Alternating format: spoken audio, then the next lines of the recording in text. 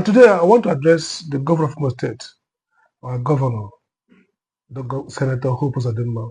First, congrats and thanks for having the Imo Economic Summit, successful hosting of the summit, and I wish the deliberation will help to make Imo greater.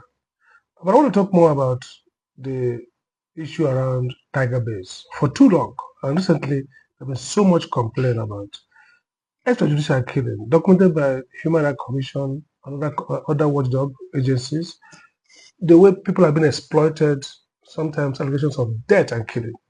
I want to appeal to Governor Uzodinma, please, our governor, can you please end Tiger Base? First, there's no basis for building a police station to the government annex. Secondly, I know in Imeriawe, there was cases where at night they stormed communities, where two parties over land. And in one of those cases, they shot a young man close to his manhood. The guy was so many years in hospital, so many months in hospital.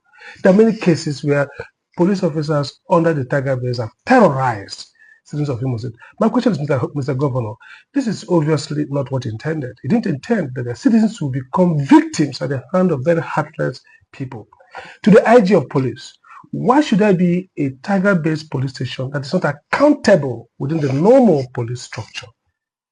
Imo, the violence in Imo, the criminality, the alleged terrorism, and even the so-called Menace, all came because of high-handedness, because of criminal policing, and because governors and state officials cared less about how their citizens are being destroyed, either by so-called Fulani herdsmen or by criminal or by police.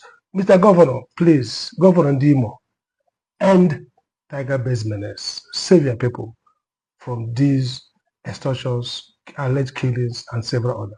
You can do that. Thank you.